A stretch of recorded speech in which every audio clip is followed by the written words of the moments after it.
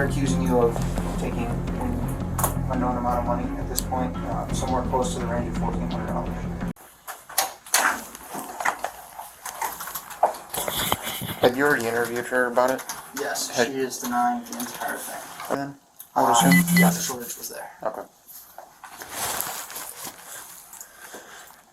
How were you made aware of this? So I'm made aware of this every time a team member opens their registered drawer. It flags in the system if it's not for sale. And as well as I review the closing cash that's happening during closing. I review all of our closing cash operations regularly. While I was reviewing, we were missing a cash bag, an entire bag. And we were trying to find out where it went. So I'm like, all right, well, I'm just going to start reviewing video. On the 20th, I found that both bags were put there, but then I watched this team member go over to another register and go to that register and conceal the cash. I'll show you that initial video, but this is the one I clicked on first. There's our team member there. And I have a better picture of the face shot that coincide. You're good. You're good. They coincide time-wise, but this is a nice, clear zoomed in over the top shot. Okay. Can you pause it for a second? Good. Okay. So we're in here just reviewing video real quick. It's great. Okay. Close it. Can you just make sure she doesn't try to walk out? Yeah. Alright. She's probably going to be a 15, Chris, So we're looking at 1s, 5s, 10s, 20s, 50s, and 100s? Or in the last right room. It's a little bit more video because I got the whole process. But So you combine the 50s and 100s in the far right? Is that how every register is supposed to be? That's the standard, yeah.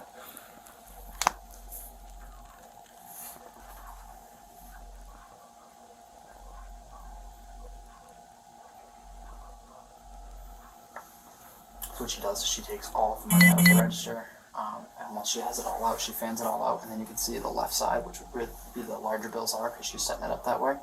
She'll take multiple, what looks like on the low end to be 3. Okay. So we went with 3. Now, is this common for a cashier to sit here and pull all the money out at the cash register and count it, and then... Typically, they should just take it all out, bang, bang, bang, bang, bang, and put it in one of those bags. So they're not usually counting it at the register? They don't count at the register. We have a cash office and a machine that counts it. Okay. So smaller bills on top, bigger bills on the bottom. In the order that she pulled it off from.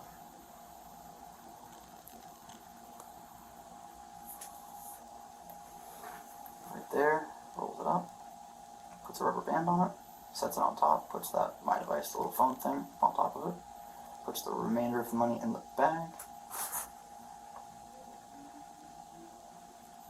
Those are coupons, or manufacturer coupons. Those get processed as well. Okay. She then rebanks the register with the money that's supposed to go in there, all the way to the left.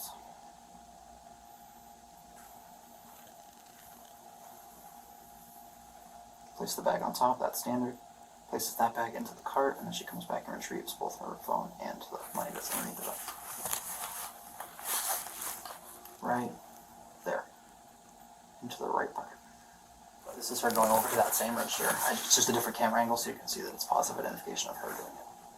Are these 360 cams? Is that how you're able to move it, or is it I can automatic? move only certain cameras. They are 360. Okay. I was live here watching this from my office. Okay. That's how I was able to zoom in and get that real clear shot.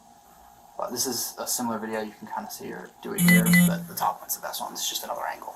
Okay, so is this common for her to go from register to register to take the money out and put it in the bag and bring it to you guys, or is it? We have a team member that typically does it. Whether it's her or another team member, it's typical practice. They go register, take the money out, put it in the bags, put it in this cart, where it locks into the cart, and then So brings to the cash this is box. what she was assigned to do that at that point. Yep, to debank Okay. registers. I'm going to review cash. I was actually looking for a missing bag. One of these green bags was missing. So I'm like reviewing days worth of video trying to find the bag. Still haven't found it. And then I saw her do this on one of the camera shots I was looking at. I'll show you which one that is. That's on the 20th at 10:30 or 10:24 p.m.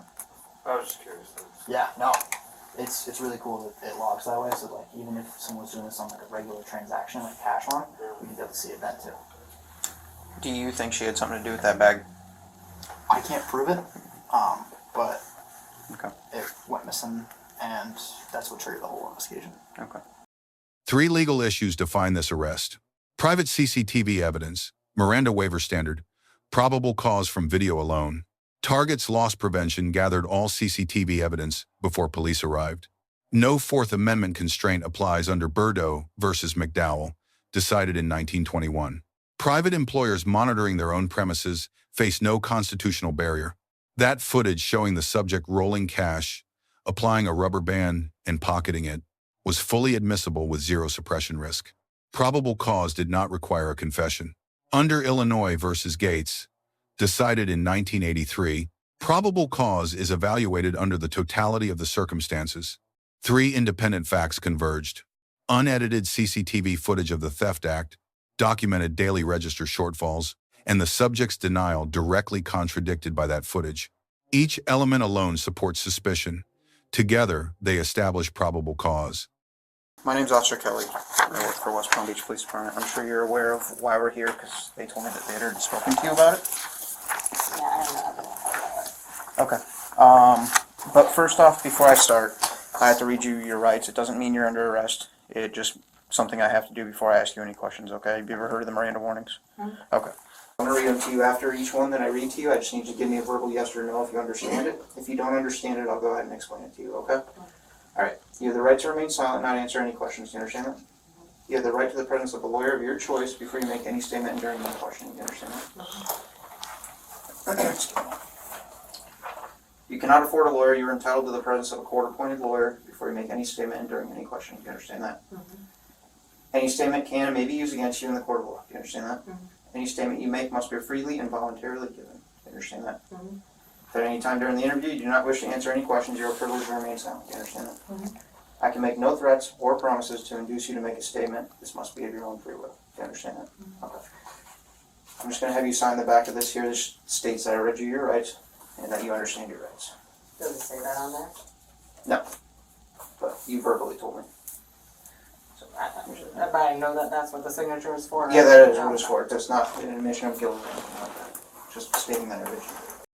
Officer Kelly administered Miranda in structured segments, confirming understanding after each right, and having the subject sign a written acknowledgement card. This exceeds the constitutional minimum under Miranda versus Arizona, 1966. Under Berghuis versus McCarty, 1984, Miranda applies to all custodial interrogations regardless of offense severity. A theft case is not exempt. The officer's decision to read Miranda here was legally required and correctly executed. The subject signed the Miranda card and continued answering questions voluntarily. Under Berghuis versus Thompkins, decided in 2010, that constitutes a valid implied waiver. No express oral waiver was required. All right. So, as I spoke to your colleagues there, they basically are accusing you of, they're accusing you of taking an unknown amount of money at this point, somewhere close to the range of $1,400. Do you know anything about this at all? No. Okay. How long have you worked here for? Almost 3 years. Okay, and you've had no other issues like this within the last 3 years, correct? I noticed on camera that you were responsible for going from register to register and taking the money out of the drawer. Is that a common practice of yours? Okay. And what is included in that practice? What do you do? Can you explain to me? So I am taking the money from the day out and putting new money for the next day. Okay. And when you take the money out, do you count it or anything like that? No, So no you need just. to. So how would you take it out of the drawer? Just take it out, put it in the red or green bag, and then put the next bag into the. Okay. So you basically just go from each money slot, pull it out, place it in a bag, don't look at it or anything. Right. Okay. I fix it up if I need to, but. So if it's out of order or something, Yeah. you'll fix it up? Okay. Would there be any reason why you would roll up money? No. Okay. So you wouldn't roll it into any kind of like money roll and then put a rubber band over it or anything? No. Okay. So when I was watching the video footage, it's pretty clear that it's what you were doing, is rolling it into a money roll, placing a rubber band over it, and then placing it on top of the desk. Why would you be doing that? I didn't do that, so. You didn't do that? Okay. So why would the video footage show you doing that? Okay. You see where I'm at here, right? I'm watching a video footage that's unedited from the department store. There's no reason to accuse you of this. I don't know if it's unedited, but I have never done anything like that. Okay. Is there anything else you'd like to add to this? No. Okay. All right. After arrest was announced, the subject asked, "When do I get to speak to a lawyer?" This was a post-arrest booking question, not a mid-interrogation invocation. The officer's response after processing was legally appropriate. No further questioning occurred. The confirmed theft of approximately $2,000 triggers grand theft in the third degree. Under Florida Statute 812.014, a third-degree felony. Florida Statute 812.015 adds retail theft exposure with enhanced penalties for employees who exploit authorized access.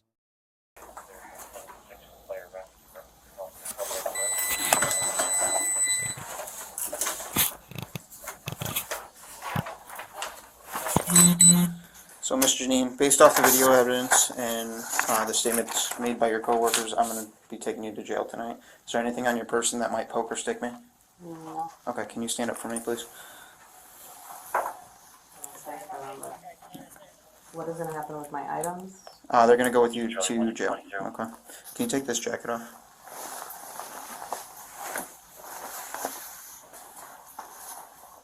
Okay, thank you. And when do I get to speak to a lawyer? Officer Kelly receives an A-. Miranda delivery was structured, documented, and signed best practice. Interview technique was methodical.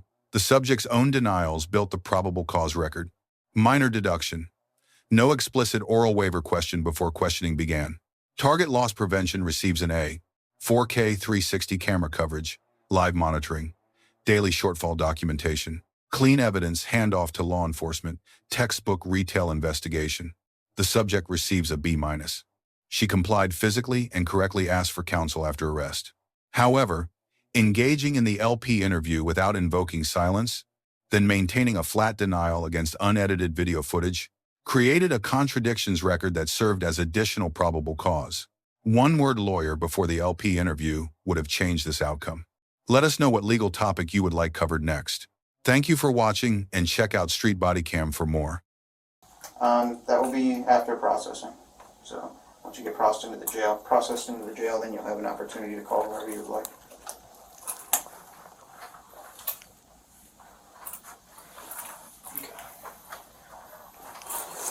So your jacket. That's their stuff. This is. No, the Oh, jacket's that's mine, ours. yeah. Okay, the jacket's yours. Yeah.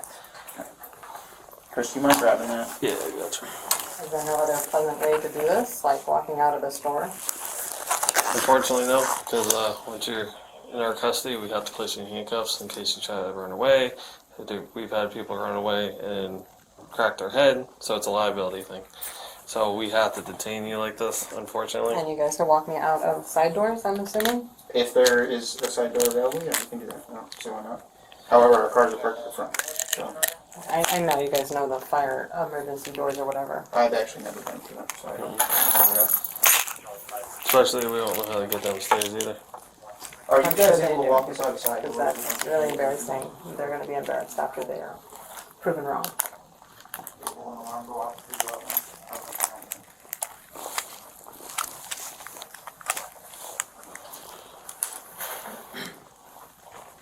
And that's theirs. That's theirs. Okay. Come to this.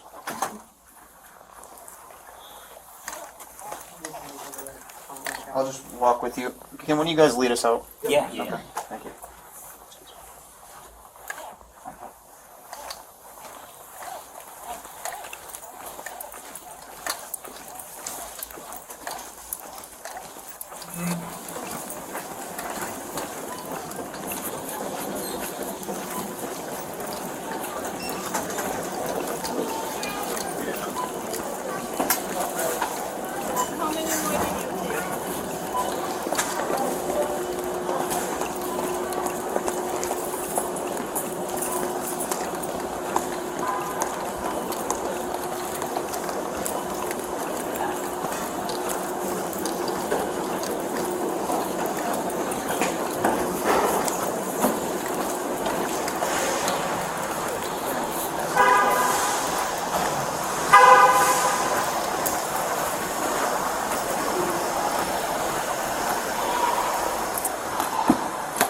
Wait 1 second. Just make sure there's nothing back here. Mind just leaning against the car here. for me. Could you loosen the left side? Left side? Yeah. Is it because it's caught in your hairband, do you think, or is it? It's starting to dig in. Let me take this. Oop. It's okay? Alright. Go ahead and have a seat. I'm going to reach around you and I'm going to put the seatbelt on, okay? Actually, I'll wait because I have a female officer that's going to come and do a thorough search on you. I'm going to drive you to the back over there so we're not doing all this right up front, okay?